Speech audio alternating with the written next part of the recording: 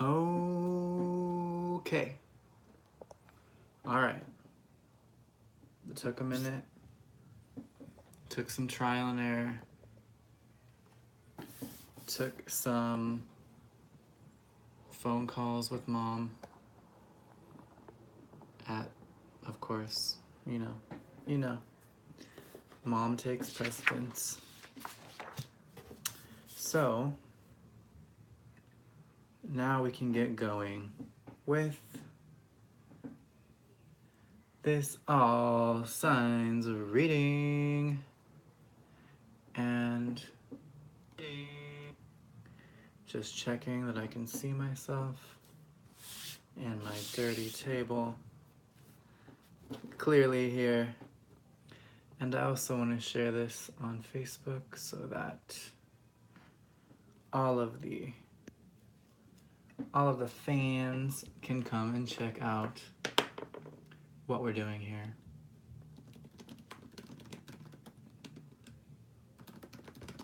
Reading all signs. Hello, 2 people that are here. My debut as a hand model. We're looking at the table today because, you know, that's where the cards will be. And that's where the magic happens. Okay. So there's 2 people here.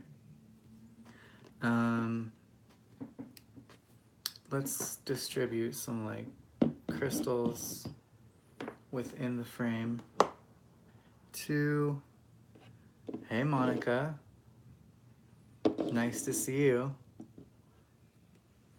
I am really excited because this is my first live ever. Let's just try and get some crystals in here in the frame. How do these other tarot readers do it? Like, there's not much room. Maybe it's the front-facing camera that's kind of limiting, but gonna give it a couple more seconds while we wait for people to show up. Tonight I'm gonna be doing a little bit of... Thank you so much. I'm so glad you love my readings.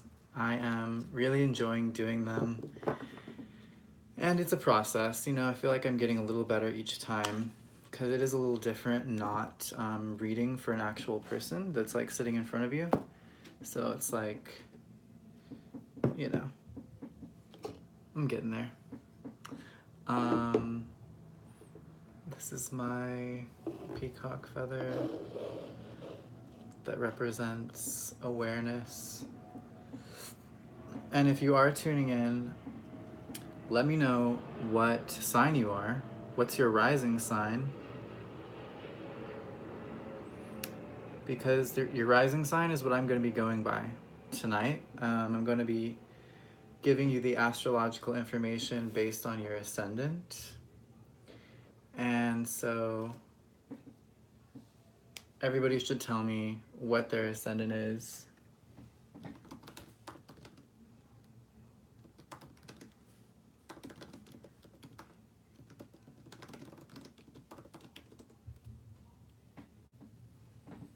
And yeah. Ooh, Leo rising.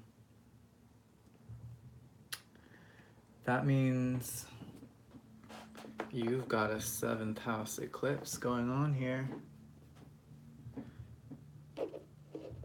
And that means you're shedding illusions as to your partnerships. I mean, that can be rough because I feel like the Leo, like, they're very much, they love themselves. Like, they can't help but love themselves even if they have like insecurities and stuff. And then they want to like really give their love to one other. So like Leos are so proud to have that partner in their lives. And so this is kind of a interesting eclipse for you because it's like kind of saying goodbye to some old ways of doing relationships. So I guess since It's been 5 minutes. We're gonna get started, and we'll start with the Leo rising because you're here. So, yeah, Sun's in your ascendant, which is dope. So is the North Node. So you're like really puffed up with energy and destiny, and your power is definitely showing. You're shining, and you're kind of gracing us with your presence at this time. And we'll use the golden cards for you at first. So these are the Archangel Power Tarot by Doreen Virtue. So let's do some cards for Leo rising. Aquarius eclipse in the 7th house.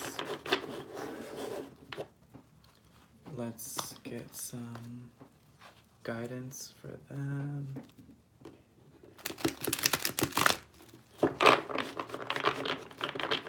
Leo. Okay. So we'll do 5 of these cards to start. This is a spread that I use like way too much. It's called the Wings of Isis, like the goddess. That was like the first deck I ever got. So anyway, the first card on the bottom of the deck that we have here is Epiphany. It's also the card of Virgo, and it's the Hermit. So this is about illuminating your own way forward. This is about a lot of times going your own way, and it's about a stage in your growth when you're no longer looking to others to give you the guidance you need to make the decisions that define you. So this very much speaks of this 7th house, letting go, kind of saying, okay, since we have the moon, the South Node, and Mars retrograde all in your 7th house with the eclipse, kind of letting go of the drive to put power in other people's hands in our lives.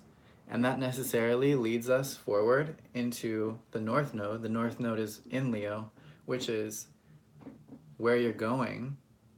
And you're going with the sun, which is your soul. So like your own soul is like the light that's illuminating your path. So you're getting, oh, wow, dang. Okay. So first card we have is 4 of Michael. 4 of air means that we are taking a step back and we're like contemplating. And because the eclipse energies are so high right now, we can actually feel low. So basically, it's almost like we're burning more calories per second in a way, because so much energy is moving through us and all of our 10 bodies that, you know, we're like sleepy time right now. But in that receptive state, that's when the good insights can come through. That's when, you know, that quiet voice within can like speak to us the clearest.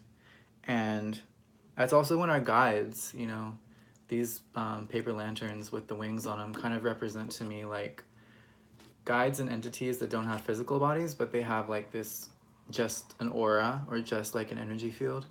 And they're like coming around you to share information. You know, the light is shining on her. So kind of like transmit some truth to you and open your eyes to the changes that are going to be taking place for you. So that's where you are right now. So what's next and where we're moving forward towards is the Chariot. And let's see if we can do this better. Yeah, I guess that's good. The Chariot is all about determination. And this is the card of Cancer. So also thinking back to the previous eclipse we just had on the 13th of July and what revelations that brought for you, that was in your 12th house. So 12th house is the past. Cancer is family. It is also things that are trapped in the emotional body, in the cellular memory. So it's kind of like the sun's energy and the eclipse energy right now is eclipsing out, or helping you eclipse out those emotional patterns that probably have you tied to the past way of dealing with the other, to past dependency on the other, because Cancer can be very codependent. And with that as your 12th house, that's kind of like your secret weakness. And so the Chariot wants us to basically get very strong in ourselves. It wants us to unite with our higher self, and it wants us to move past difficulty. And so it's basically this push. It's pushing right past anything that would weigh us down or make us feel less than worthy or not in touch with all of our power. It's just kind of like bulldoze right over it. Like the Chariot just wants to completely smash it, like run it over basically, because it's like a vehicle.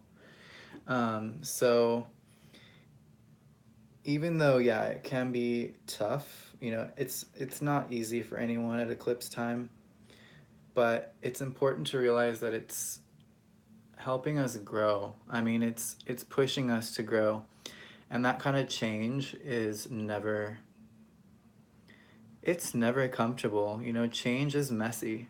It involves a lot of friction, and it involves loss, and we don't like any of that.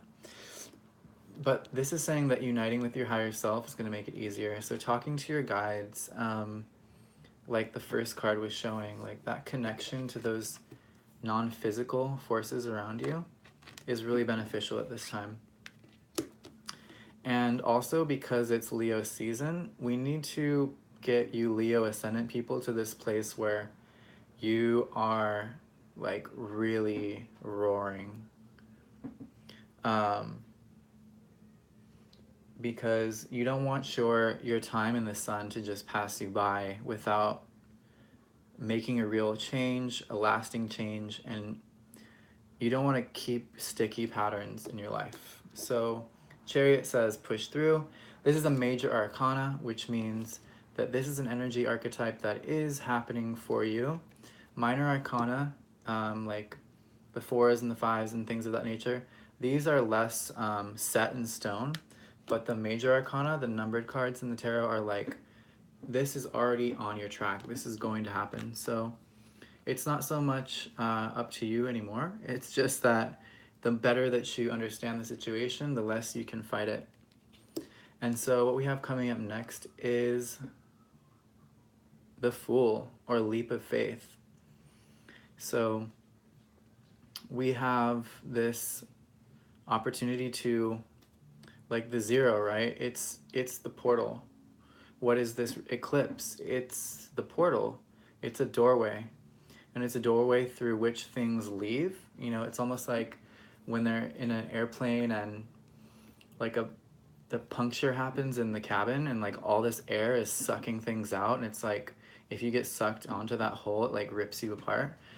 There is like this strong removal of things, because K2, or the south node that Mars and the moon are going to be conjunct with, is a desiccating energy, meaning it's an energy that excretes. It like I described with the hole in the cabin thing, it's like a suction away. It's like sucking things away out of our life. It's like a vacuum that's removing things, and anything that stops our evolution. So at the same time, across the sky for in Leo, the north node conjunct the sun is opening this portal to leap forward. So leap forward towards the light, you know, embrace the the yeah, exactly. I was thinking of the Alien movie actually, but I didn't know if that would be a reference that people would get. So, yeah. where it gets sucked through the little hole. I love that scene. I don't know why.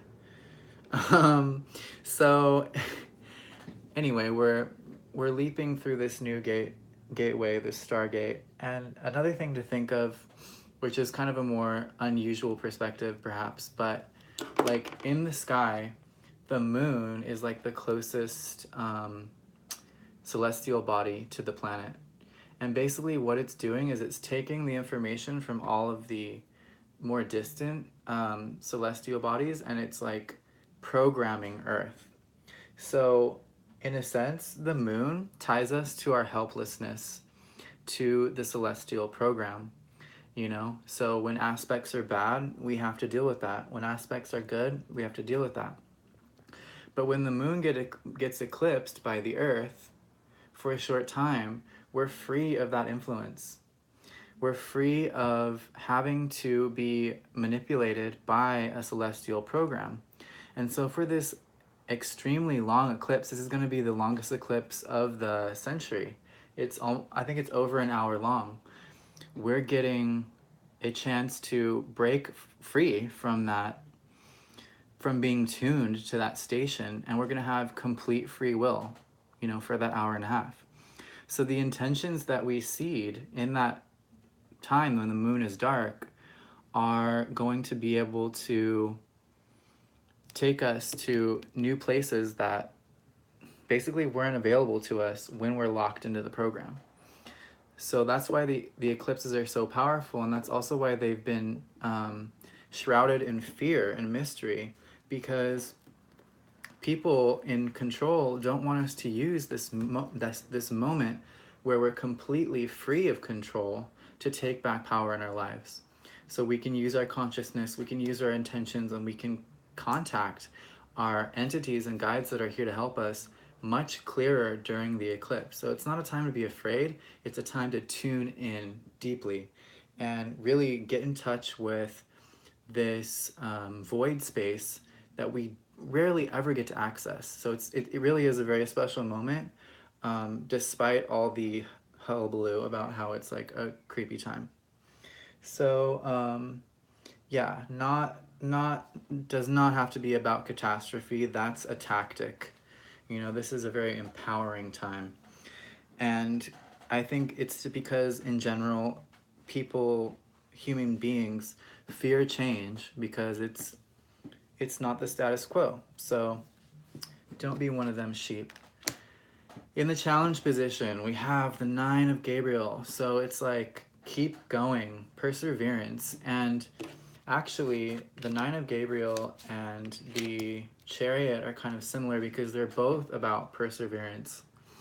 You know, so in a sense, you can see this reading developing to show us that, okay, maybe a lot of the support systems, because your 7th house is like it's the other people in your life. You know, it's the other people that are closest to you. It's like the 1st house is you, and the 7th house right across the sky is the other yous, you know, people that are there to help you along, to bond you to business, to bond you to relationship, to bond you to living situations. So clearing that means that we might feel unsupported for the you know, this is a 6-month window that we're talking here. Because it is a long eclipse, it has a long span of effect too. So all the way towards December and maybe even January, you know, there might be a theme of things falling away, but you having to persevere anyway. So being prepared to see what's going on in your life objectively, not from a victim mentality of things are not going my way, but from a big picture mentality where we can see, oh, this is a direct effect of what took place at the end of July. This is the natural progression of those influences. And if you really took the moment to prepare, because this says stay determined and be prepared for any possibility, then those things don't have to take you out. You know, they can just be things that you watch. because every challenge becomes a gift when it's embraced.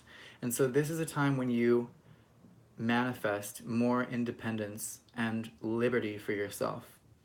Because also, Aquarius wants us to be free. You know, Aquarius wants to revolutionize anything that's old, stale, and not working.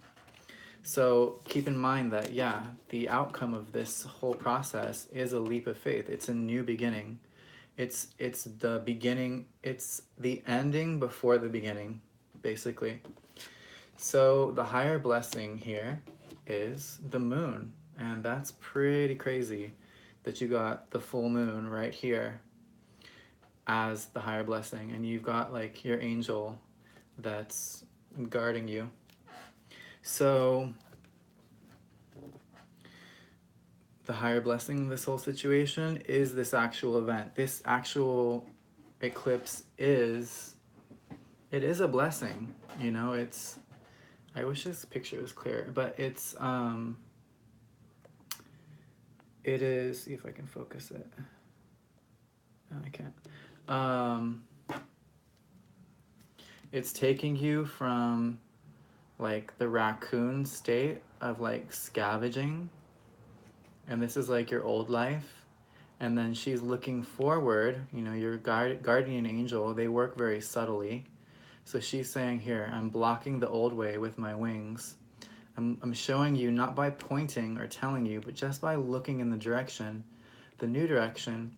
And the dog is here to show you that, like, it's loyalty, you know? It's loyalty to yourself, and the life that you can create there is a lot richer than the life where you're so loyal to everyone else, to all those people in your seventh house that may or may not see you for your truth, or may or may not support you. Even when it seems like they support you, they may not support you in being who you can be. And who you can be is really needed right now, not just by the world, but by you. Because when we're being ourselves, and my eclipse video was about this, was like, when we let go of the need to conform to these bigger, like, societal or civilizational, if that's a word, norms for how we should live our lives and what we should pursue, we get to access a level of divinity and magic in our lives that, you know, most of us wish we could find, but we don't know how. And it's really just by following our own lead towards ourselves. So remember also that you got the card of Virgo, the Hermit, leading the self, again, holding your own lantern, towards your spiritual growth. So this moon is big time, no more playing games. We're getting grown up here. And the North Node is going to help you find all the pieces you need to support your next steps. So let's do one more card from the Journey of Love, which I love. It's like such a beautiful, like, shamanic goddess deck. And what we got was Shifting Universe. Yeah. So the matrix is shifting,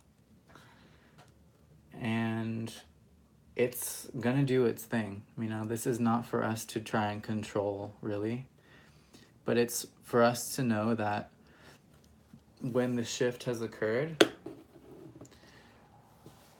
we are going to, what if I turn this light down? Maybe it'll be clearer. That's too low. When the shifting is over, we're going to be in a better place. So there you have it, Leo. There you have it. I hope that was not too scary.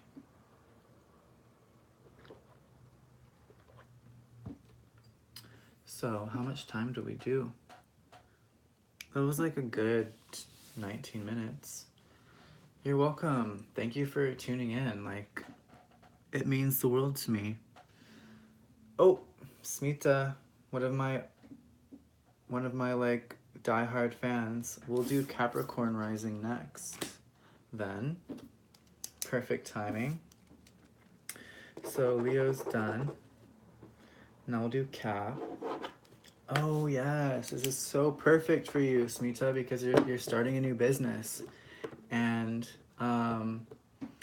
this eclipse is falling in your second house, the second house of earned income, of the money we make, the money we generate, the resources that support our life, and yeah, our livelihood. So it's all about, okay, the first house is all about what? It's the self. And so the second house, which is where this eclipse is falling for you, is about what supports the self. So this is amazing. All right, let's, I'm gonna use these Archangel Power Tarot cards for the reading. They're very pure, you know, they're not too occult, and the archangels bless them, so they're clean. I like it. Okay.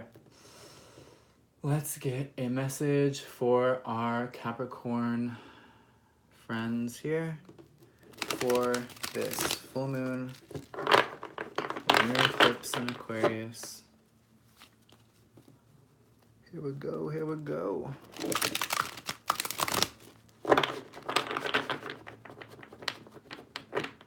All right.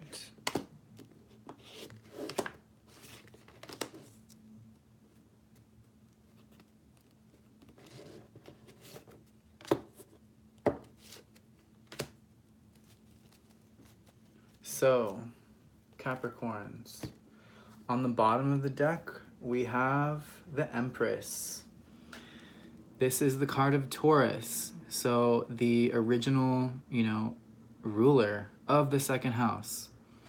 She is the earth goddess that is creativity herself. She has the power within her to create whatever she desires. And through a receptivity, she creates. So not the magician, not the active principle trying to go out and make things happen, but simply magnetizing the things to her through her aura, magnetizing people, opportunities, resources, synchronicity, all things of that nature. And you have that power right now, Capricorn, because you're the powerhouse. You have Saturn and Pluto. And as of right now, you have the moon as well, which will soon switch over to Aquarius tomorrow for the eclipse. But you have these mega structuring and rebirthing abilities right now because of the immense planetary power in your sign. So that's a great underarching card. And good things, good things. Okay, so in the current position, we have the Six of Ariel. Ariel in this deck is the suit of Earth. So all of the pink cards that you see have to do with Earth, material goods, material wealth and abundance, finances, you know, house, home, and foundation. So the message on this card says, material needs get fulfilled in magical and unexpected ways. Acts of kindness, giving or receiving with a grateful heart. And so this card really speaks to me of when we get to receive because we've given. So we get to, you know, ask for support and receive it because in the past we have been the one that's been giving.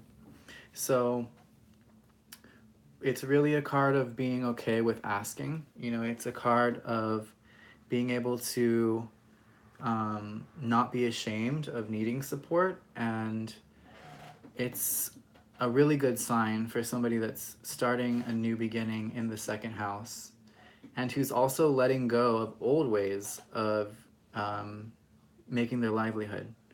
So that's your current position. And the catalyst, again, so this is kind of speaking to me of like, this Five of Michael is really the energy of an eclipse, because as we can see, Archangel Michael here is, he's sucking away like the darkness and revealing the light. So just like with Ketu, or the south node of the moon, that's going to be conjunct the moon in Mars retrograde in Aquarius tomorrow for the eclipse, we are letting go of all of the things that stand in the way of our evolution in this realm of money. So he's removing the shame around money. He's removing the need to conform in how we make our money. He's removing the family conditioning as to the ways that we think we have to do business to be supported. He's removing false beliefs of why we must sacrifice ourselves or anything like that to get the money and the resources we need to live the life we want. So that's super cool, and you need to remember that that's the process you're undergoing right now. Is it's not just a movement forward, building something, but it's also letting go a lot of the things that might stand in your way. And they're usually beliefs, and they're usually patterns that go back very far, to where our conditioning comes from our parents, from the society we grew up in, to how, we are told how our identity is defined by the world around us. Oh, I'm a woman, so I have to be A, B, and C. It's like, no, these things are leaving you now, and that's really the catalyst energy. The outcome here, I'm gonna turn this light up. The outcome is 7 of Michael. So we're moving from the 5, which is kind of a imbalanced energy, to the 7, which is more divine. And so he's moving away from this dark path towards the light. So again, it's a shift in direction based on new awareness. And it's awareness that's brought to us by the letting go of ideas that don't serve us anymore. Because any of the blue cards you see in this deck are the suit of air. And air has to do with the mind and the mental blocks that stand in our way of succeeding. So letting go of the negativity allows us to see a new path we never even knew was there that leads to a much happier outcome. So this is the outcome of the whole reading right now. And the eclipse energy, which can take 6 months to fully show itself. So that's amazing. What's the challenge here? Interesting challenge card. It's the Ace of Ariel. So it's the new beginning in the financial world. It's the new beginning in the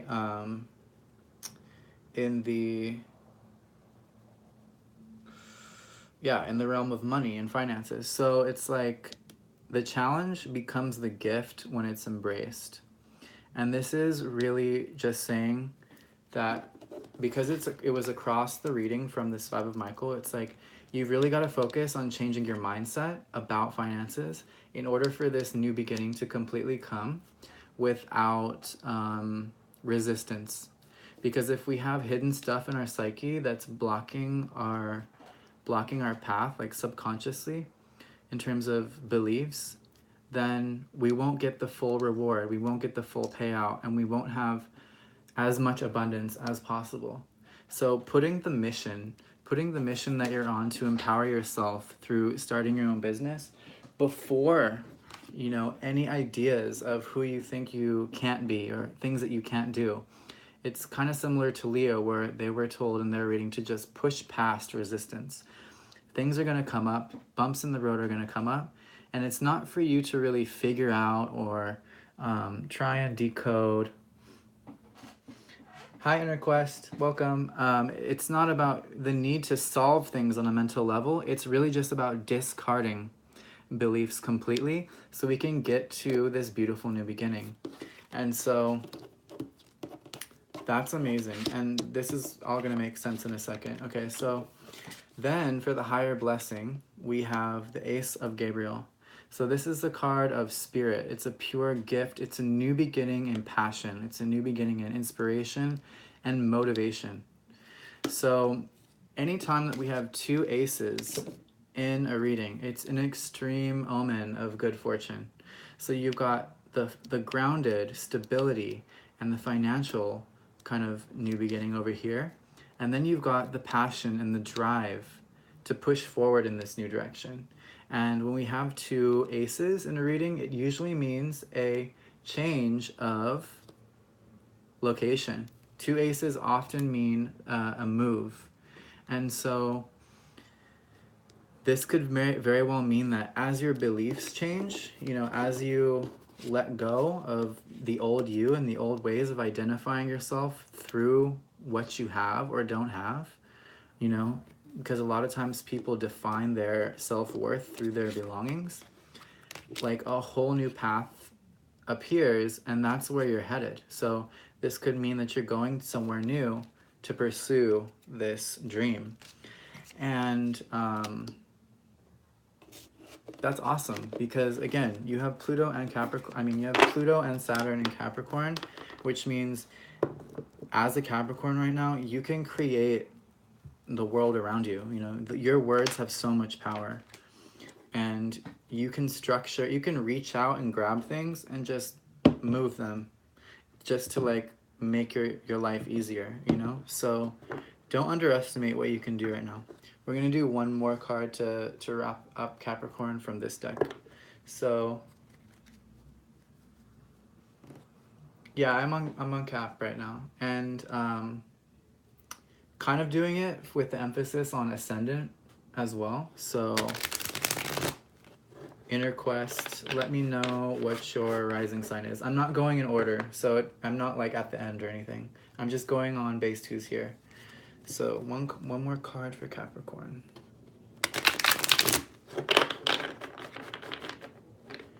All right. Yin Yang Lover. It's not what it sounds like. This deck is so beautiful. I want you to get like a good look. It's just so shiny though. So this person is like deep in the creative process. She's like doing this dance, and she's got this wand too in her hand. So she's exemplifying that when the masculine and the feminine come together in one body, they basically can create worlds. You know, in life, in biology, it takes a male and a female to come together to create and conceive a new life. That same principle applies in the energetic realms, and as beings, whether we have a male or female body, we have both within us.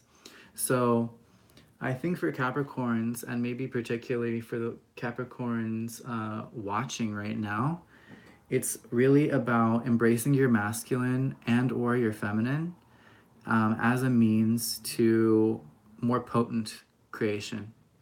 So be open to doing things from both perspectives as you change and grow with this eclipse, because it's really going to help you not limit yourself and not limit what you create, and also what you let go of, because it's an eclipse where we're eclipsing something out, and perhaps it's a past attachment to an identity of who we think we are. Okay, who's next? What sign is next? Inner Quest, what's your ascendant? This is my other crystal that's saying hi to the world. This is a self-healed Lemurian seed. It's very like singy too.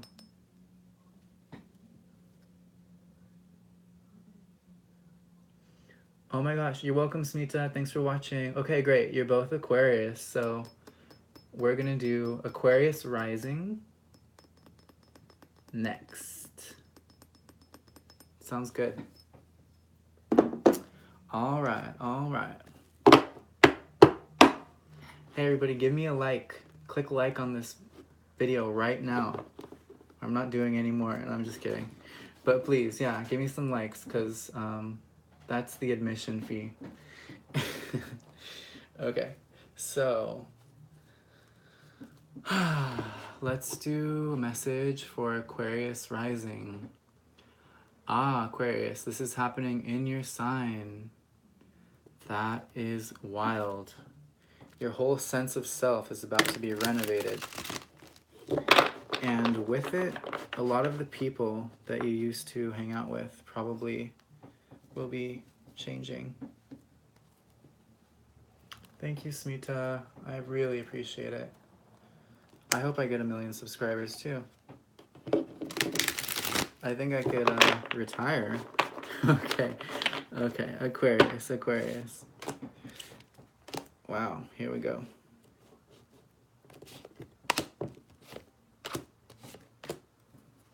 All right, Aquarius. For you on the bottom of the deck, you got 6 of Ariel too. Well, Capricorn got it in the first position, but that's no big surprise because, you know, they're your sister sign. You know, they're right next to you. So anyway, 6 of Ariel. I just want to grab one thing real quick. Because I'm like using this pen to point to things and I should be using my magic wand. That's way more wizardy. Okay, so 6 of Ariel.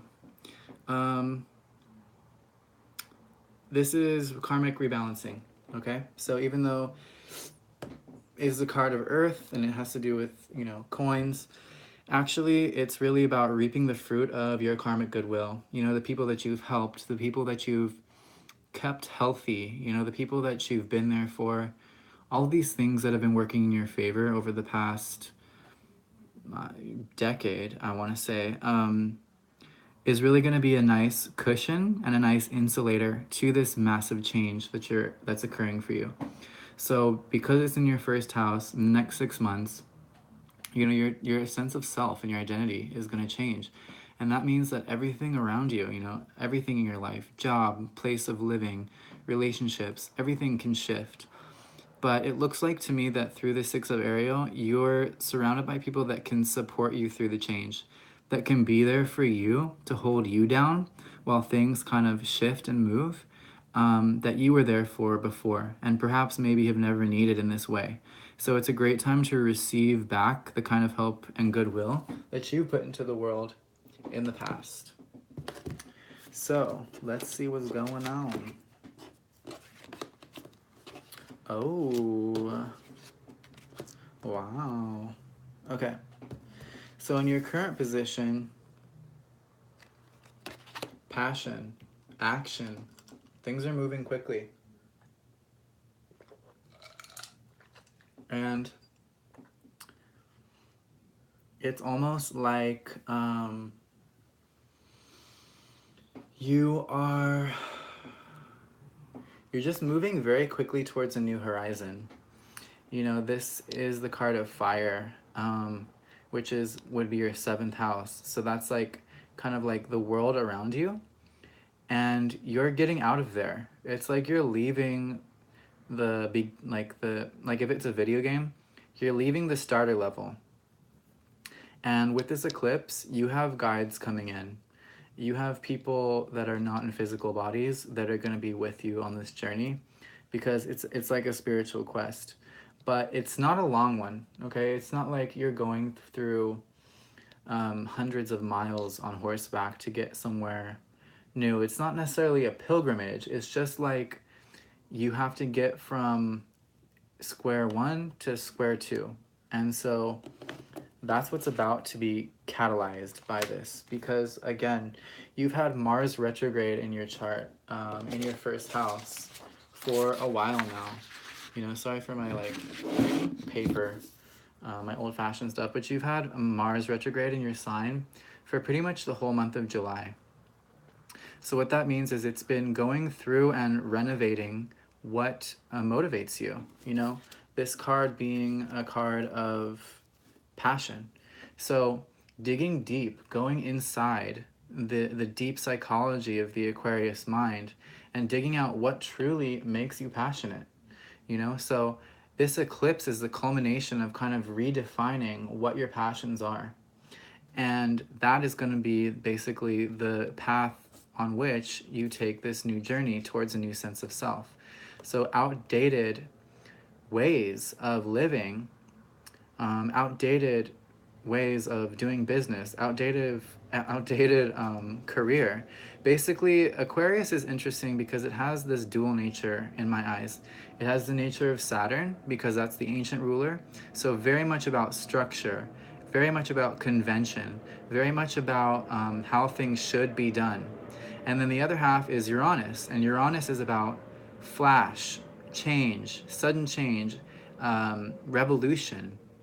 So breaking out of conformity, it has both. And so Aquarius is interesting because it's kind of this revolutionary, masterful sign that can kind of move and shake with a lot of different kinds of people because it's so unique. Um, but it also goes through periods in which things get very stale because they go through long periods of familiarity and routine and patterns. And so with this shakeup, even though it's like this massive blood moon in your first house, it's not like your sense of self is being stripped in a way that you're not expecting, because that's not an Aquarian way. You're the 11th sign, you know, you just came back into this karmic cycle as you're almost the last sign. So it's like you've done it all pretty much. You just wanted to do one or two, three maybe new things in this lifetime. And this is just a nice energetic push to get you out of any ruts that you're in so that you don't spend another decade doing the same thing. So that you can actually access a new side of yourself that you know is in there. And this is basically going to support that. All right. So that was a lot of information. But it is in your first house. So what's happening next? You are you getting married, Aquarius? I don't know. It's a possibility. You know, it could be that not so much you're going from a place of stagnation to a place of action. It could be that you're slowing down. It could be that you're switching from the Aquarian that is more of the Uranian style of being, that is very constantly changing and circulating with many different groups of people, and you're slowing down and you're steadying yourself and you're getting strong foundations in place. So you're going for the more Saturn approach here. And Saturn is in your 12th house. You know, Saturn is in the early degrees retrograde of your 12th house. And so is Pluto. So they're really restructuring and kind of unzipping the past and rewriting the future through the past. So because you have Mars retrograde in your sign, Pluto retrograde in your 12th house, and Saturn retrograde in your 12th house, so the sign right before yours, there's so much that's changing for you. And it could be that you're getting more structured with Saturn in your 12th house. It could be that you're reimagining yourself as somebody that is more okay with structure. And that's what this card is suggesting. It's about taking our passions and our visions and setting them firmly into a foundation and rooting deeply into it and loving that. So that's interesting. And then to further suggest that stability is what's on the menu for you, Aquarius, it's the 10 of Ariel. So this is the pinnacle of the Earth suit. This is home and family and friendships and having enough money in your bank account on a consistent basis.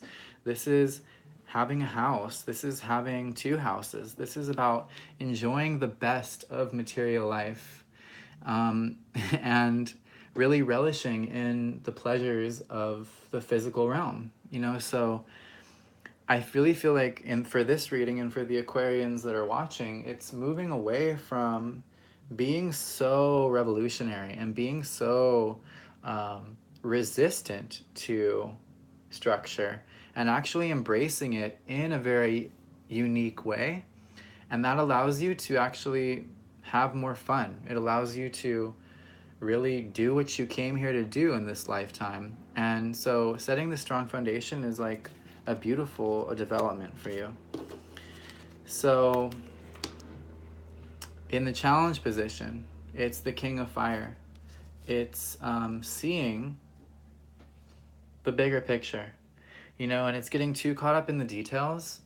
So perhaps that you're seeing that, like, you know, your wild and crazy friends are not coming around so much anymore, or it's like that you don't have that spark and that pizzazz that you used to have. Like little details like that should not. Hey Kira, we'll do Scorpio next. Should not stop you from continuing forward in building this strong foundation that you're going towards. Okay, so it's really like not sweating the small stuff and just letting the perhaps many different lives you've been leading up to this point enrich and enforce this bigger, stronger plan that you're building. Aquarians in the chat, how is this sounding? Like, does this sound like where you're going? I'm curious because it's really different. You know, it's not what I expected for sure. So the challenge also becomes a gift when you embrace it, right? So here we have, okay, awesome. Here we have somebody that can become a philanthropist and a supporter of other budding talents, you know, of other people that are just starting on their journey. So it's not that you have to like give up everything that you used to know and enjoy. It's that you're taking a higher octave of it. You're moving to another level so that you can actually be like the godfather of all the weirdos instead of being like, you know, out in the streets with them. My friend Paulina had a really funny analogy today. She said, she's like, I know I'm the artist, but I'm hanging out with the crayons. And it's like, you're moving on up. You're not going to be a crayon anymore. You're going to be the artist. But you still get to enjoy all the colors, just in like a bigger and better way. So that's beautiful. And then the overarching blessing of this, the overarching blessing of this reading and of this eclipse is that it's mastery over mind. You know, it's mastering over the material, I mean, not the material, the mental plane. And it's mastery over, you know, you're an air sign, Aquarius. So this is mastery over you. It's like reaching a certain pinnacle in terms of yourself, reaching a certain essence and signature of you that, you know, look at Michael here. He's like, I got this. I'm fucking with you. And so, yeah, it's like the long road of life has led you here. And now you're like this badass. And this is where the renewal of self is coming from. It's not like you're getting, again, it's not like you're getting blindsided by this, like, oh my God, I woke up and I was like, I couldn't remember who I used to be. And now I'm living this whole new life. Like, it's not that dramatic eclipse story that they're selling you. It's actually that you're just matured. You've actually, you're grown, Aquarius. And so you get to level up in a like nice, responsible way. So I love that. Don't fight it, Aquarius. You're not getting old, you're just getting wise. Okay, so we'll do one more from Journey of Love, and then this is designed this is designed for the Aquarius rising. So when we get to Pisces rising, listen to that. It'll be after Scorpio, okay? It'll affect you to a lesser degree because it's your sun. So like, you can just take everything I said, Mi'i, and like apply it to an inner level, because the ascendant readings are going to show you what's going to happen in your outer tangible reality. So one last card for Aquarius rising to wrap it all up. Blood moon eclipse in the first house. What is it? What is it? Oh, knowing without knowing. Yeah, you knew this was coming. It's not a freaking, you know, Kundalini awakening that's freaking you out. It's just a nice, gentle new chapter. It's a nice, gentle, it's like when the sun comes up and it's dawn, and it's like, that is like one of the most beautiful times of day. That's like God's hour. And yeah, it marks the beginning, but it's not like a thunderbolt. It's a nice, gentle glow. So, good job, Aquarius. You've done it. Okay, okay. Scorpio. Oh, I gotta cross off Aquarius. Because I have a goldfish memory, so I wouldn't want to do it twice. Okay, we did Capricorn too. So, Scorpio, your fourth house. Whoa. This is interesting for Scorpio because your fourth house, being an Aquarian, it's like your fourth house is a foundation, right? Your fourth house is home. It's your past, you know, it's the official house of Cancer. So it's everything that's clinging to the past, and that doesn't necessarily mean in a bad way, but everything that's holding the family together through the lineage of the mother. It's the foundations that brought us into this world, right? Because our mom is the one that, you know, brought us here and took care of us and gave us the nourishment we needed to grow and become strong on our own. And so, fourth house with Aquarius for Scorpio rising is like, you know, Aquarius can be ever changing. You know, it's all of a sudden it's changing, and then it's like I was just saying, it's changing, and then it's static for a long time, and then it's changing again. So it's like for a Scorpio, the foundations are ever changing. And you guys are fine with that because you're powerful. So in this eclipse, we're letting go of some support systems, perhaps, and we're embracing what's on the other side of the fourth house. So that would be the 10th house. We're embracing like a new direction in terms of our place in the world. So we're going from the Aquarius house to the Leo house, and Leo is your 10th house, which is like status, career, you know, who we're seen as in society's eyes, what we're known for on the world stage. So this could be a huge growth potential for Scorpios in terms of letting go how they've perceived themselves based on what they clung to in the past, and really making that push towards a destiny kind of moment. Like, what's your mission? What's your purpose? What's your path? And now is the time to really let anything that has you playing small go so you can move into your future.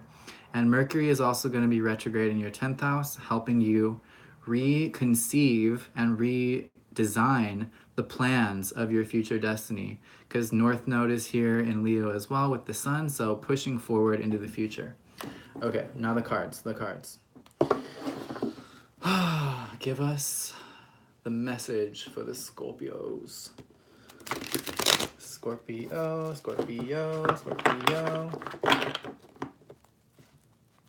Hercules. Okay, Scorpio. I love this, you guys. This is my first live, and I'm having so much fun. Thank you for hanging out with me on your Thursday night. Okay. Scorpio.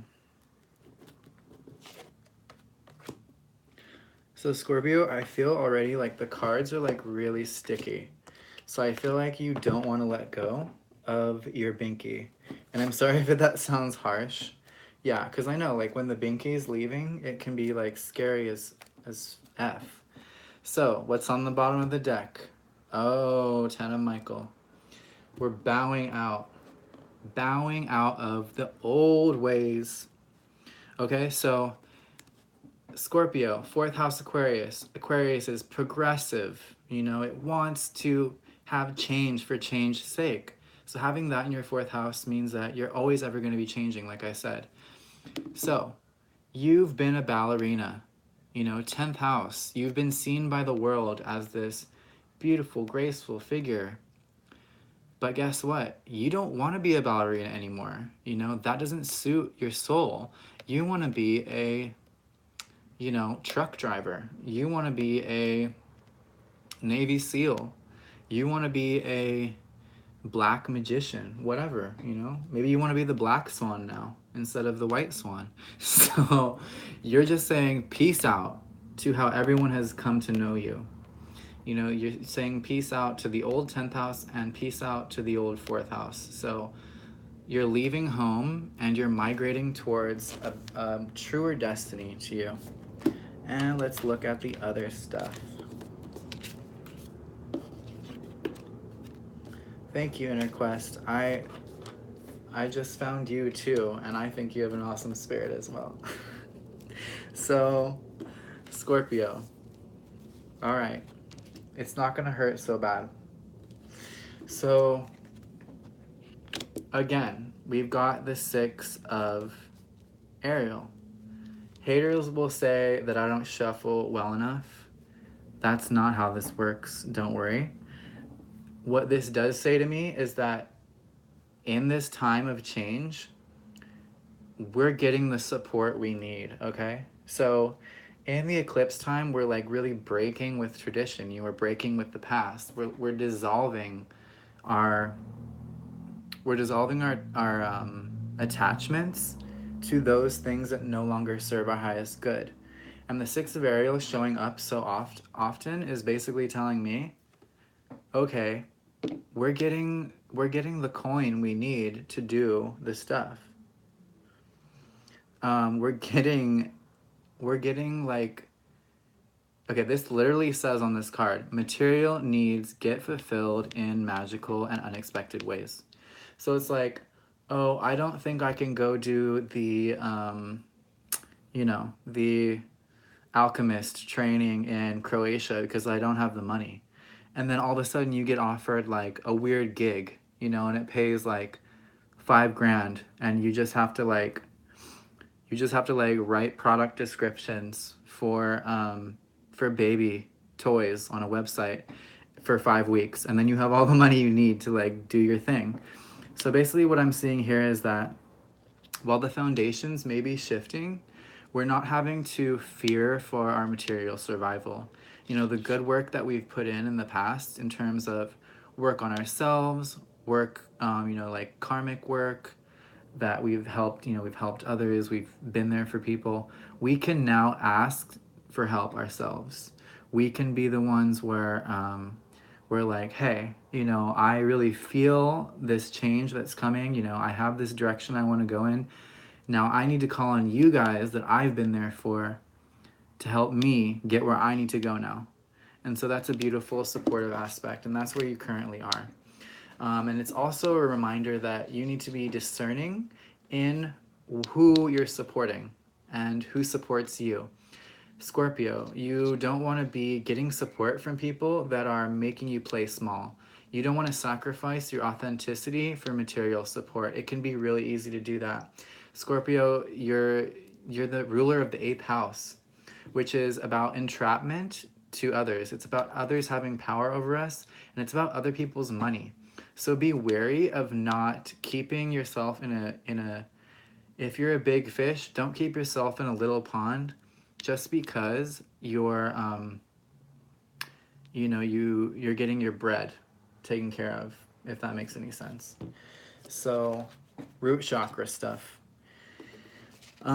What is the catalyst? Like what's going to take us to the next level here with this eclipse? It is card of Virgo, the Hermit. It is Epiphany. It's that flash of insight, like that I gotta go.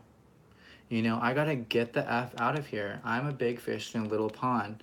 Like, I've gotta be my own beacon into the future.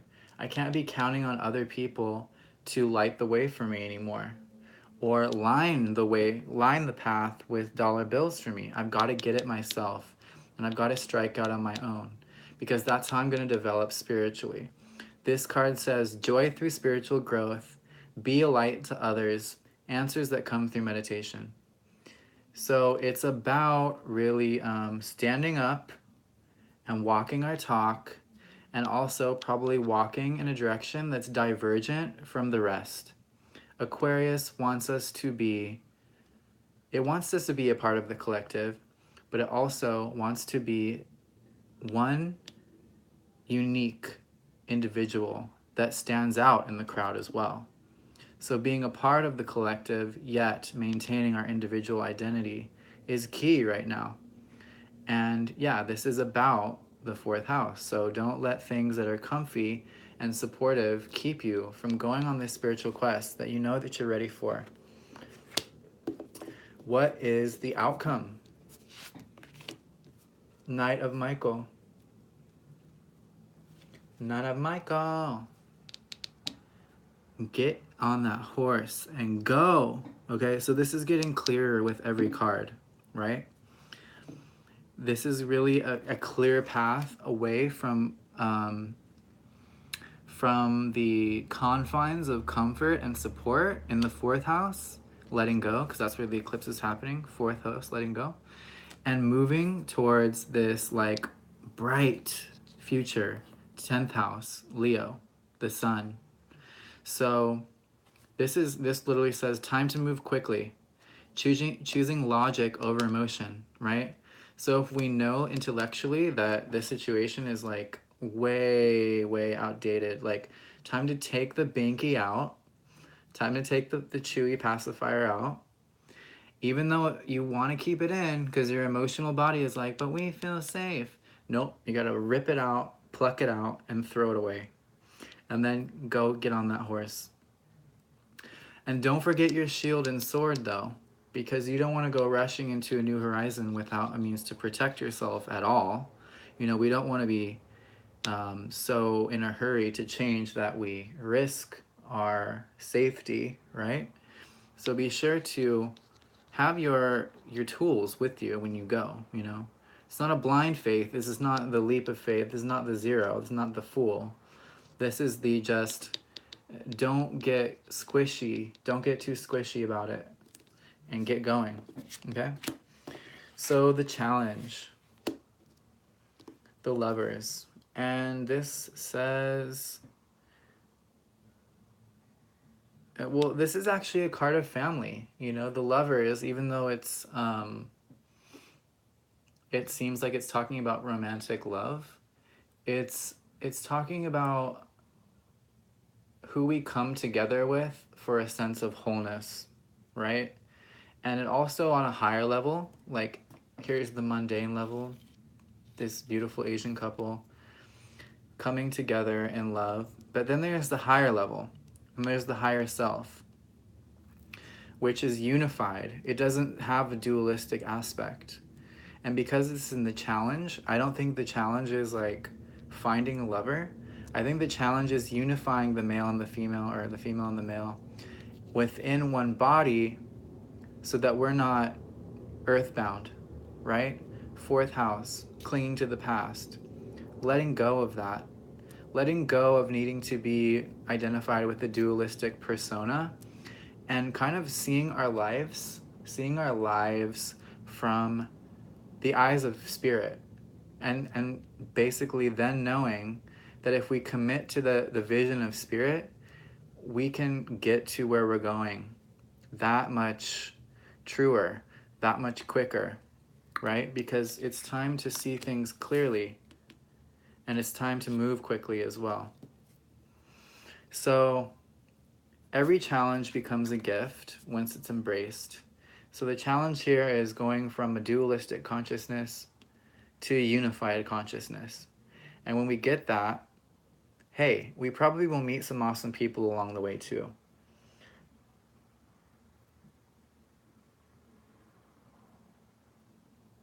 Take the bikini out. Okay. Oh, the binky. Yeah, I thought it said bikini for a second, and I was like, are you on a beach? Are you on an island? Yeah, sorry, Scorpio, but you're a champion, so you got to keep changing and evolving. And so what is the challenge? I mean, sorry, no, we already did that. What is the overarching blessing of this whole thing? Well, it's a challenge you can resolve, and you're withdrawing from the drama of others. So again, if we take that same like allegory here, when we're transcending the duality and coming into the unified consciousness here, if we look at like the demarcation of these cards, in the lower half we have Jordan Jordan Woods or something. I don't know. Some chick. She's got a puzzle, and she. I wish it wasn't so blurry for you guys. Sorry, but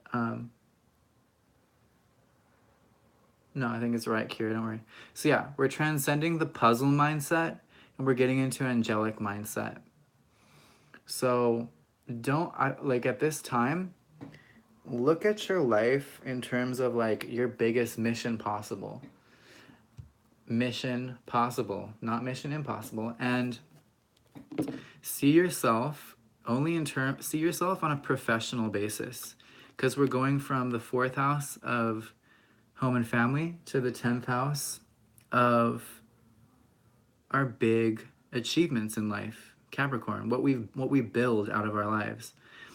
So see your life in a professional way and conduct yourself with like professional acumen, like precision and logic over emotion, like this card told us, like the Knight of Michael. And that's gonna get you out of the old and into the new. So I'm gonna do one more or maybe two more from, because that was like a little more difficult, I guess. So I'm gonna do two more from here real quick. Okay. Scorpio.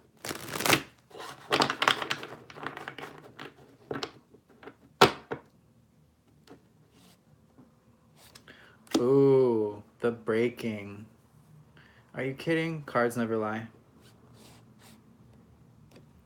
And the heart of the moment.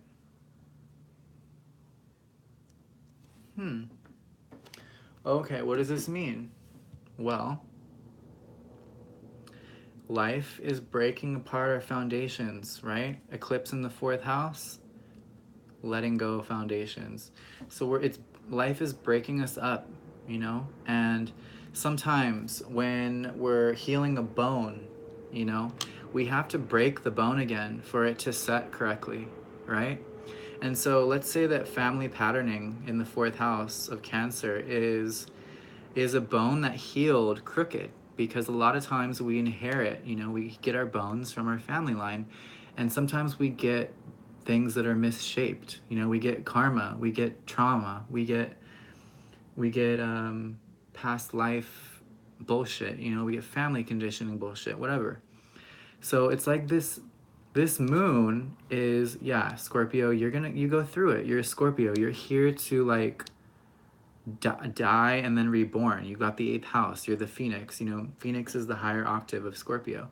So you're being broken right now so you can heal your heart, right? So you can have your own heart that isn't hooked into anyone else's heart. And so that you stand as this beautiful unified heart that's indivisible from the grounding from which you came. And what that also allows you to do is become the source of your own power, right? To become your own sun, to become your own beacon. And right, the second card in the other card said, be a light to others. And so it's through the trauma of healing that you unearth your deepest power and talent and capability. And that lets you be this beacon, this lighthouse for others. And these people are needed. People who know how to deal with trauma and breakdowns and breakups and losing their foundations and still persevering and succeeding anyway. That's going to be everyone's story in 10 years. The world is changing in this way. So scorpionic masters like you are so needed. So the beauty of this is that the process that you're going through is divinely ordained. You know, it's happening in the stars. And so it's kind of set out for you, you know, even though it is a breaking apart, it's not that you're being flung into like a completely random corner of the universe, because there's a definite outcome here. You're moving into the spotlight in the 10th house, and it's going to be through this process that you do that. So remember to lead yourself. Lead yourself, Scorpio, and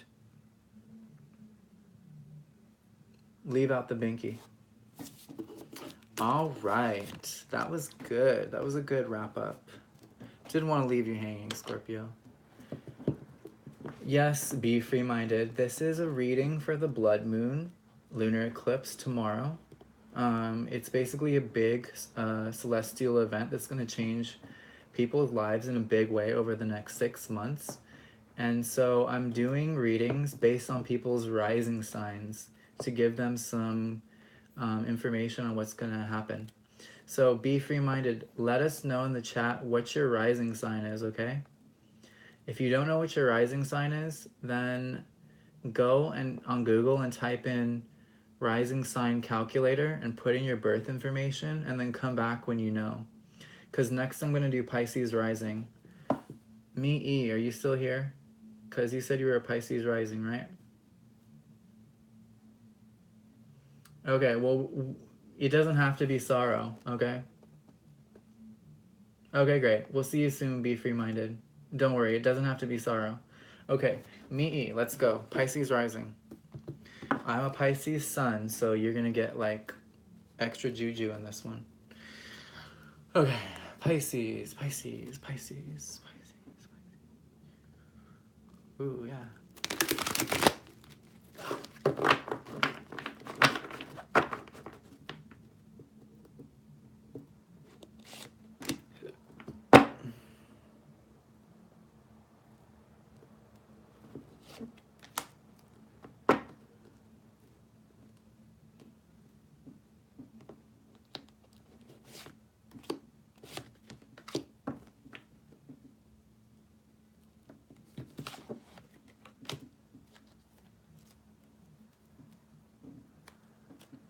Yeah, Monica, I'm a Aquarius Pisces cusp. So I'm like one of the first days that Pisces falls on in February. Right next to Rihanna. Okay. So, my Pisces rising friend. This eclipse, I gotta cross out the last one, sorry. So we just did Scorpio. Sweet. Pisces, oh, 12th house eclipse. Very nice. So 12th house is the subconscious. 12th house is the house that Pisces rules. So in a weird way, this is kind of like a first house eclipse for you as well. For Pisces rising, it's a big transformation. I would say it's probably even a bigger transformation than the Aquarius rising people, because they're kind of a fixed sign. So they're gonna keep a certain level of consistency no matter what. But Pisces is a mutable sign. What that means is that they're very changeable. They are like a still lake or a body of water, and that through that ripple effect of the eclipse, big changes are going to happen in that body of water. The molecular structure of that water may even change, because with the 12th house, we come to the house that rules over the entire zodiac. It's the culmination of all the signs. And so it contains the qualities of all other signs in one house. It also rules the subconscious and the psyche, right? So the psyche being the dimensions of the mind that arise out of the physical brain, okay? So we have a brain that gives rise to a mind. And the 12th house rules everything that happens with that. So dreams, visions, psychic phenomena, remote viewing, past life regression, everything like that. And it's also where we store a lot of our hidden talents. So 12th house eclipse can see the emergence of a hidden talent. It can see the eclipsing out of a whole past life story that's been defining you up to this moment. Because a lot of times the directions we go in life are based upon the past, right? And sometimes that past goes past beyond this lifetime. Especially if you're a Pisces, you've probably been here. You've probably been here many times before, okay? So, to have an eclipse in this 12th house for you is like losing a sense of self and losing a lot of things in the past. Not bad things though. You know, eclipse is not going to take anything from you that really belongs to you. It's not like this thing that rips, you know, your favorite thing out of your life. It's something that's helping us evolve. That's the whole like duality of the south node and the north node, because an eclipse happens when the sun, the sun and the moon move over the south and the north node. And these are points on the ecliptic, which is basically the horizon line in which all the planets are in orbit around the sun. Some more background for you. So Pisces can expect to see the unexpected, right? Because things are changing on such a deep level for you, it's really hard to pinpoint exactly where the change is going to be felt or seen. So either way, it's going to be beautiful, and that's why we have cards, because they can give us some clues. So let's get into it. So off the bat, right off the bat, on the bottom, we have the Ace of Ariel. This is a new material beginning. So this is a new source of money. You know, this is a new idea for a business. This is a new job. This is a new house. This is a new business partnership. This is a new location from which you draw wealth. This is any of those things. Having it be an ace is like super, you know, it hasn't become a one yet. It hasn't become a two. It's not even a number yet. It's just the pure energy of earth. So a new beginning in the element of earth. And that's kind of like the underarching theme here. Whoa, Pisces, you crazies. No, you're not crazy. You're just talented. Okay, so right in the current position, whoa, we have new beginnings. We have the card of new beginnings that's ruled by Pluto. So what does this card say? The end has come. The past is over. We're getting a clear cut. It's like end scene, cut, and whatever was going on before this is not going to be happening. All right, and so this is a complete review of the past as well. We're looking back and we're seeing what didn't work, what did work, what elements are worthy of taking into the future from the past, right? And then what do we want to leave behind completely so that it doesn't mess with us anymore? So the card reads, starting a new life. And this Ace of Ariel can really talk about, you know, a new life, you know, because Earth is the foundation of our life. Starting a new life, finding your purpose, right? So we've been through a bunch of different things. We've seen things that worked. We've seen things that didn't work. And maybe through that process, something stands out as something that we're really good at, or something that really inspires us. That's going to be kind of the theme of when we're moving forward. A forgiving and compassionate review of the past. And so with this card, we also get to look at the past and perhaps the hard times and the dark times and forgive, you know, see through the eyes of love.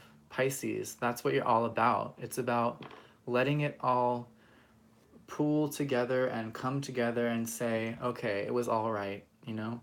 All is forgiven in the end. Time heals all wounds, and we don't have to cling to the pain. We can just say, oh, it worked out the way it did. The future is ahead of us. The future is bright, and it's time to go. So then what is the catalyst here? It's the 10 of Ariel. So you're at the pinnacle of a material process. This is really beautiful because it's like right after something ends, like a whole lifetime, a chapter of your life ends, you wake up and you're looking at something really complete, you know? It's not like you're going from like in this card, it kind of looks like a barren landscape that this family is walking towards. But instead of a barren landscape, you're looking at like a beautiful city.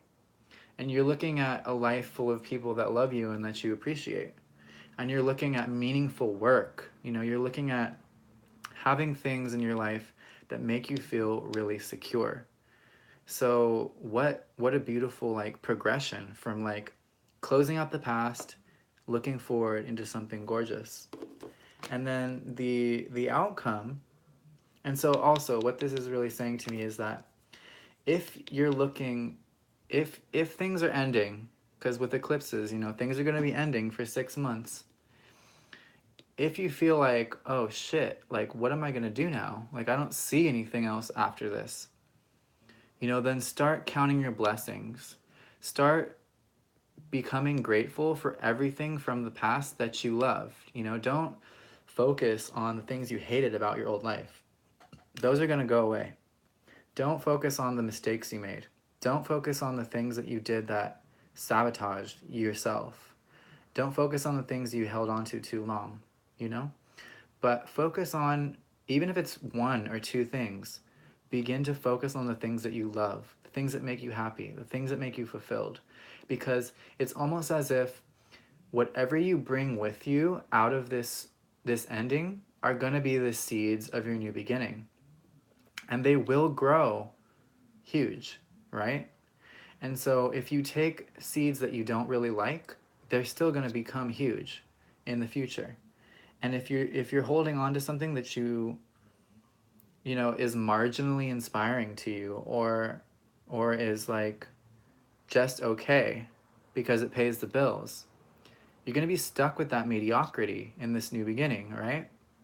And so you don't want to do that. You want to only pick the best. You want to pick the best of your old life and move it forward. So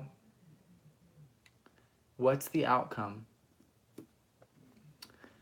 The outcome is, like we were just saying, we want to pick the best of. We have all these choices, we have all these influences, all these different colors with which to paint our blank canvas. Because after this eclipse, that's what you're going to have, a blank canvas. So choose your colors wisely, Pisces. You know, and it can be a little bit of all of them. It doesn't have to be just one color, but don't pick colors you don't like. And don't pick, you know, don't pick colors that are just okay. Go for the gold, you know, go for the big, beautiful, blessed well of energy. Don't just go for sporadic bits because that's all you think you can have.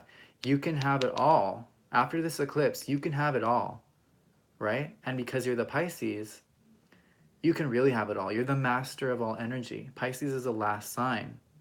They have everything inside them. So what you bring into your life and what you bring into the future is your choice. So choice is not always easy, but if you really think about what you love, what were those happiest moments? Those happiest moments, those best people, those experiences that absolutely made you feel alive, because sometimes as Pisces, we can lose touch with our vitality.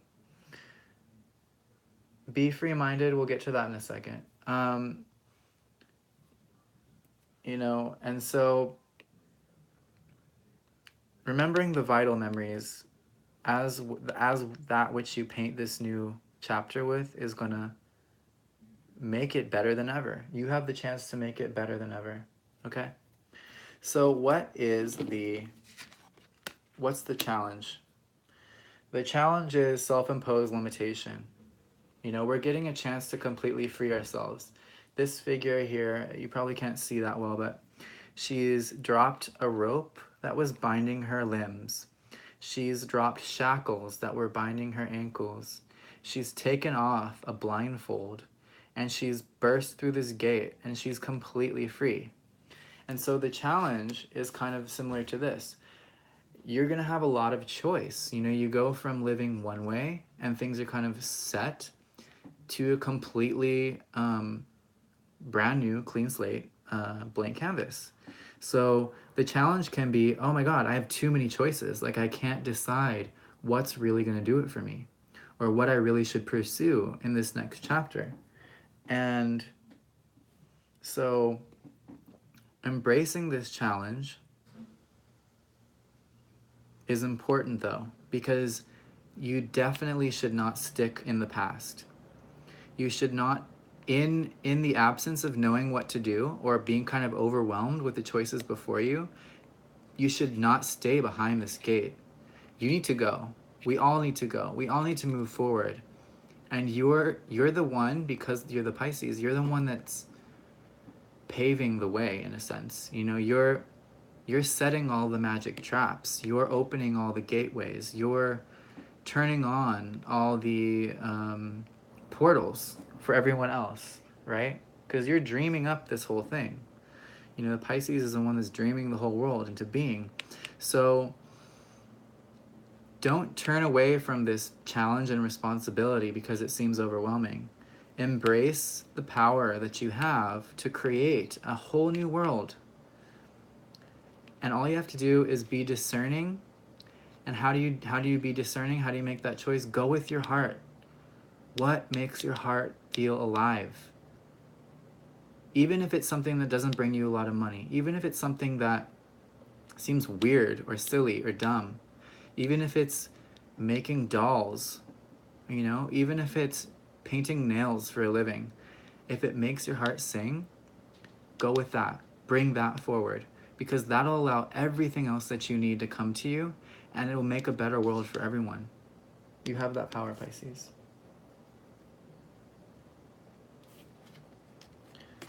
Be free-minded. Your name is called Be Free-Minded. So that means being free in your mind from what the outside world is telling you. It's about having the free thought to choose your own destiny. That's what we're all about at the Spirit Advisor channel. So, you know, you need to live your own thing. You need to be free-minded. And that means disagreeing with prophecy and disagreeing with world affairs. They can't blow up the whole world. There's so much land on this planet. So that's just some food for thought while we continue. Anyway, your overall blessing here, Pisces, is the sun. So stay positive. Don't get overwhelmed with the choices. You've got the power. You are the creator of worlds. Don't turn your back on your new responsibilities in creating your new life. And we'll all be so blessed to know you. So, thank you, Pisces.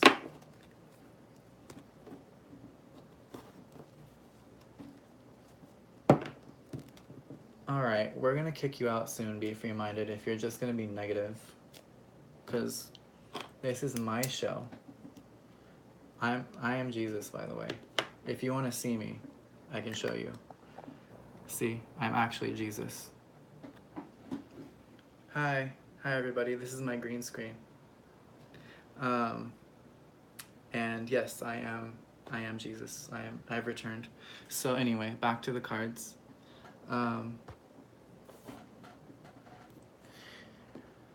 Back to the cards. Who's next?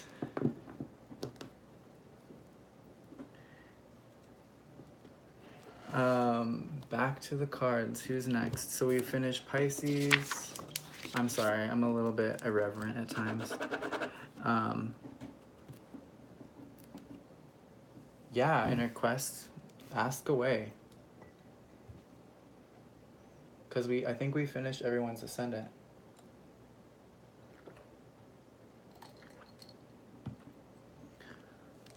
What's your rising sign, Be Free-Minded? Did you find out?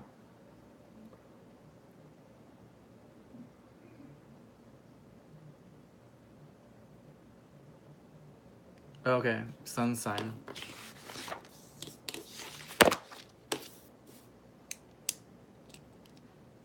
So, I'm gonna draw a diagram here. This is gonna be a really rough diagram, so please excuse me. I'm actually drawing this upside down. So, first off, I'm gonna talk about ascendant. Okay, so ascendant is everything that's contained in this bubble. So ascendant is the eyes that you're looking through. You're looking through the eyes of your ascendant sign. So like if you're Be Free-Minded and you have a Capricorn ascendant, you're seeing the world through Capricorn eyes, And the tangible events that happen in your reality, the other people that you meet along the way, you know, those are going to be based on the rising sign. Now, the sun is the energy within, right? The sun is the energy that radiates out of you. It's your life force. So while your mind is kind of looking, your mind and your moon really are kind of influencing how you see and what's going on around you in the world. Your sun sign is this power that you hold inside. So the sun really doesn't change, does it? It's always burning bright. And so as in terms of transits, things can kind of happen around the sun, but they're not going to change it. But things can really shift in the ascendant, and that's why when I do readings like this for the eclipse, I focus on the ascendant, because that's going to show you who's coming into your life, who's going out of your life, you know, which buildings are getting hit by meteors and blowing up, and which buildings are getting built super fast so you can live in them. So, you know, that's like a quick diagram for you. Okay. Since we are such a quaint group, I did do Capricorn already, but I'll do it again for you because I want you to have some optimistic vibes. B. So as a Capricorn ascendant, I'm talking to the Capricorn ascendants now. This eclipse is falling in your second house. The second house is the money you make. The second house is the resources that you support yourself with. It's the income that comes into your life through the job that you do. It's also your family, and it's like your you know, you're like repping your family, and like you feel like a sense of identity with your clan. That's the second house too. So it's how we see ourselves based on the things that we rely on. Money, belongings, beauty, facial beauty is in the second house. And yeah, just like your sense of pride in your family. So here's the cards. So B, with an eclipse in your second house, eclipses are something that make things leave our lives. They help us let go of things that are keeping us from growing, right? We want to continually grow in our life because we want to evolve. You know, life is about evolution. Some people will dispute that, but it really is. And so with a second house eclipse, you're letting go of how you used to see yourself based on your belongings. And you're embracing your depth, right? Because in the second house, we're kind of shallow with stuff.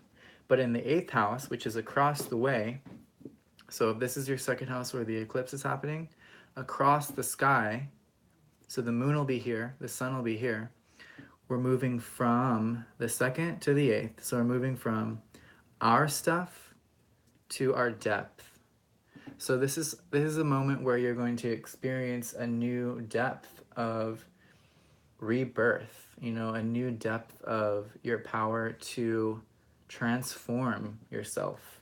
Sometimes through crisis, sometimes through hardship, sometimes through, you know, things that come into our lives all of a sudden and change everything, and then we just have to adapt and become strong again.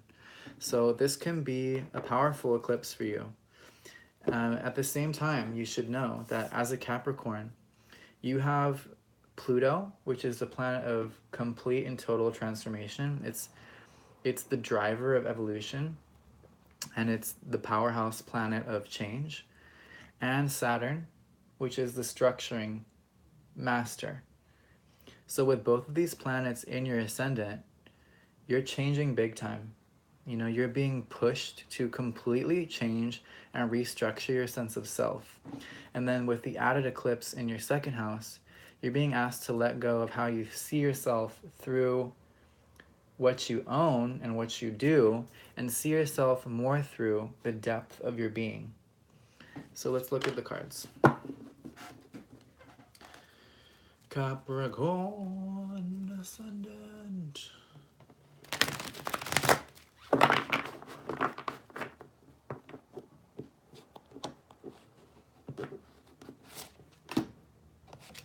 Whoa. Whoa. Whoa. Okay. So on the bottom of the deck, we have 8 of... So this is what's going to change for you, B, is that you're going to go from having to be scared of change to being really good at change. Because the only thing we're scared of is that we won't be okay on the other side of something changing or moving. We are afraid that we won't survive the difficulty and the tension of change.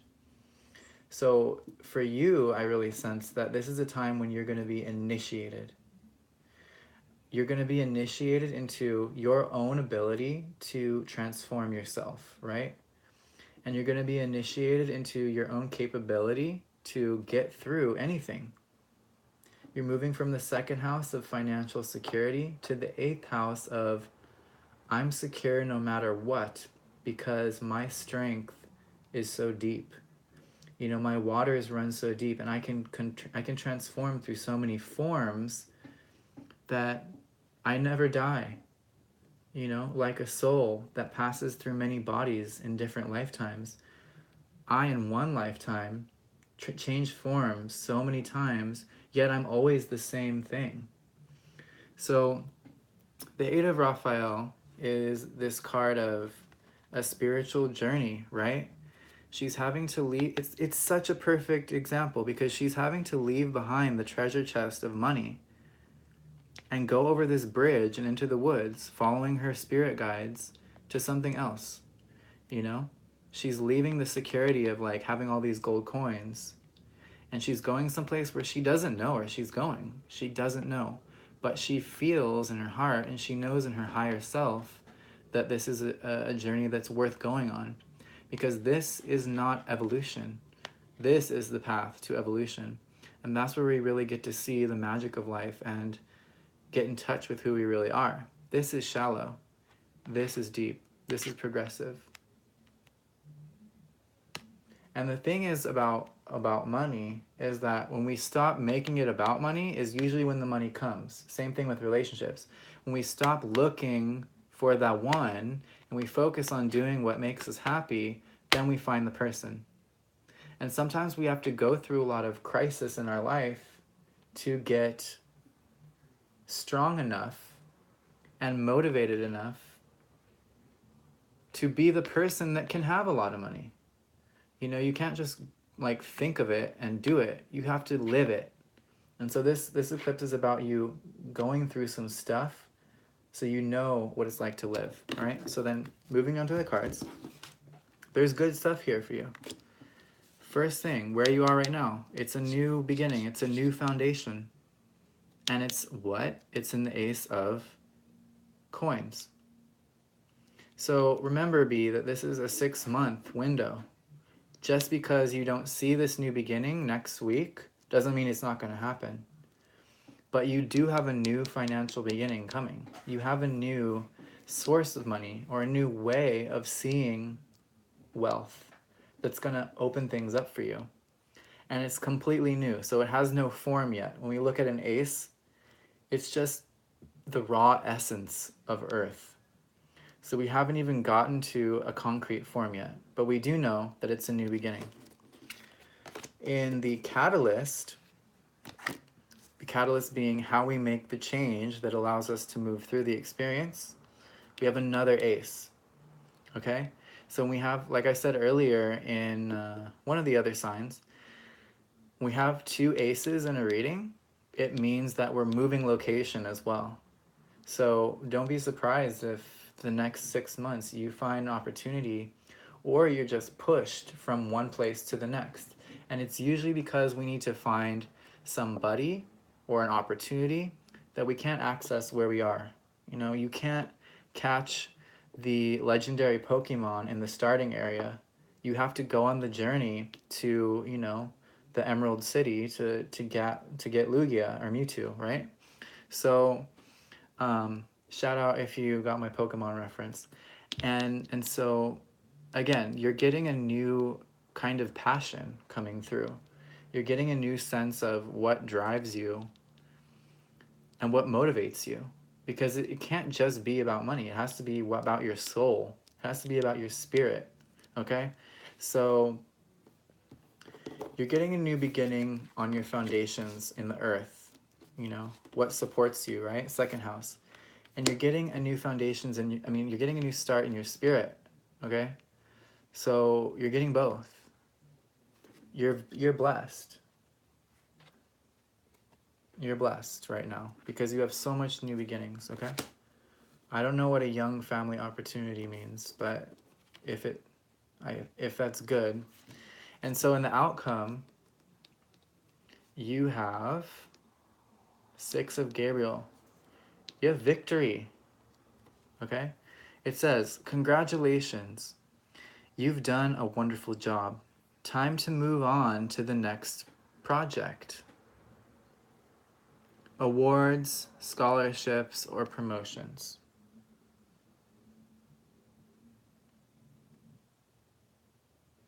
I personally would not have a money, and I would not have a family until I got the money first. I think this is talking about your personal development. I think it would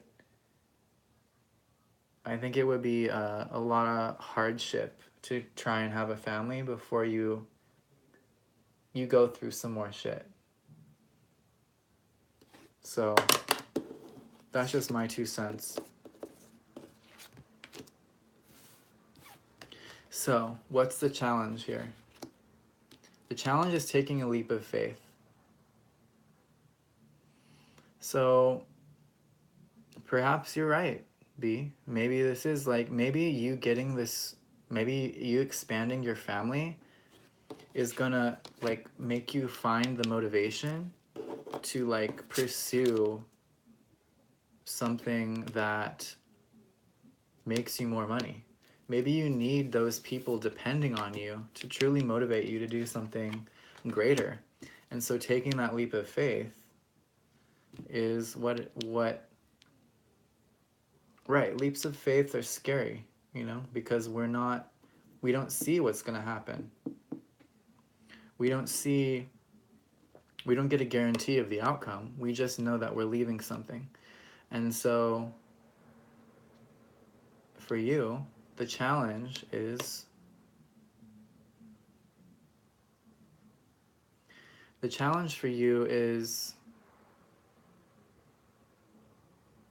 this whole new beginning too, because this is a 0.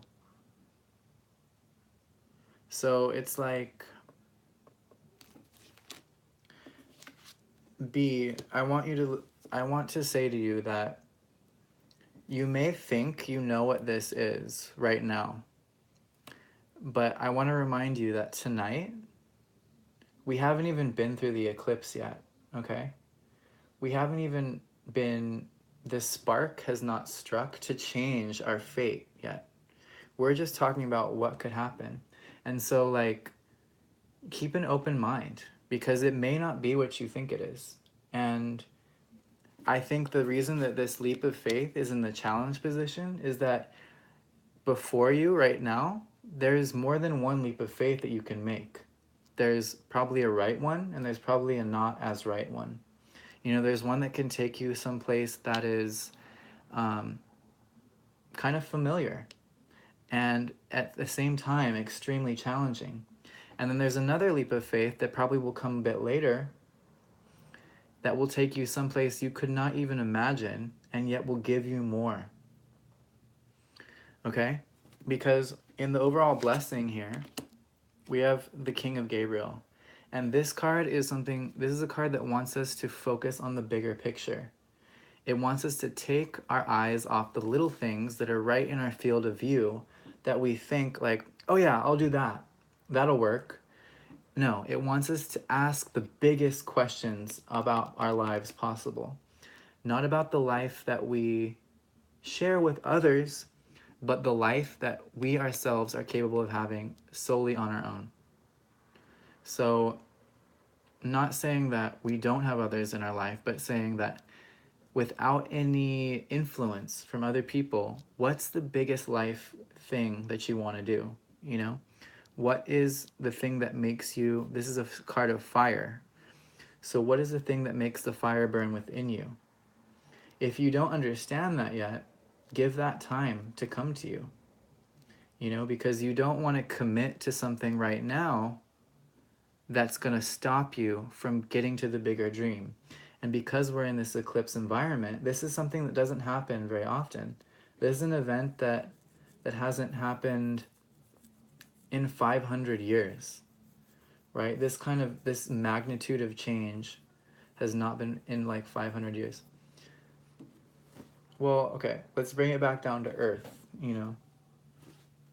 You got something that you can do in your life that will give you the most. The universe will be there waiting for you after you die, you know. So we're talking about here and now still. I think that you're going somewhere else, B. When I'm looking at these cards, I see a strong emphasis on like leaving someplace that's familiar to you and going on a quest or a trip. I think that you need to travel. I think that you need to go out and see the world more before you decide on settling down more. All of these cards show to me that you would grow immensely from changing your physical location. And not as in a move, like I'm moving to a house from New Jersey to New York, but like going out on the road, you know, going and letting the road teach you some things that you don't see every day. And then over time, we change and we grow, and that influences what's possible for us. It's like travel is the highest form of education. That's a thing that people say. So I encourage you to look at the big picture and think about traveling. And you're not stuck. And if you are stuck in the UK, then just travel in the UK. There's like so much history there. I have a lot of like my family line comes from the UK. And so I've been researching it. And just within, there you go. There you go. That trip could change your life and how you see everything. I think you should go to Jerusalem. You can do it. You don't need that much money to go any place anymore. Flights are cheap. Couch surfing, woofing. There's plenty of programs you can find online to not have to pay a lot to stay there. And you can get a cheap flight and you can save up and you can go. And maybe it's like, it doesn't have to be 8 months. It can be 1 month. It can be 3 weeks. That completely changes your perspective. Because when you're saying that you're stuck in the UK,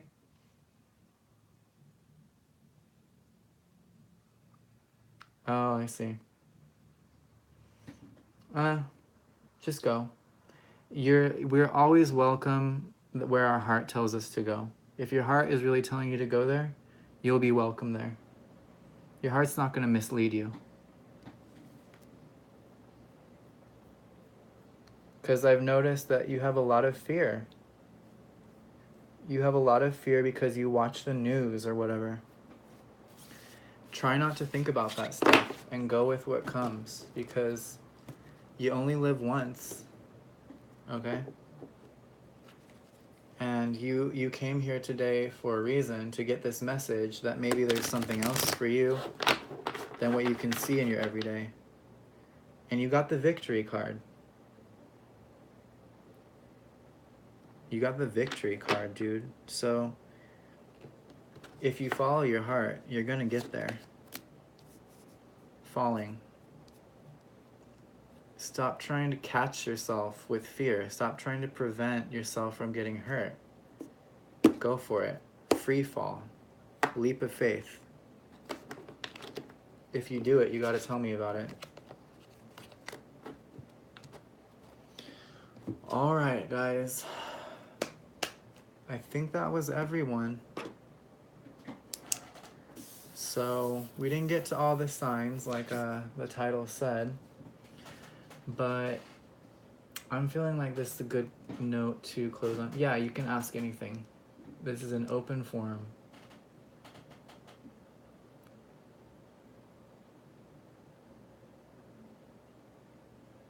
I am a wizard. I'm a white crystal wizard. See? These are my crystals. I use them to do magic. But it's not like magic where I really try hard. I kind of just let it happen. Ta-da! It's just, it's not anything crazy or special. It's literally just, it's in my family line, and it's what I came here to do. And yeah, I had to go through a bunch of bullshit to figure out that this was my purpose. No, nothing black. I would never do that. I know better. If you use black magic, it fucks you up really bad. Yeah. Thank you guys so much for coming. Scotland and Wales. Yeah. So,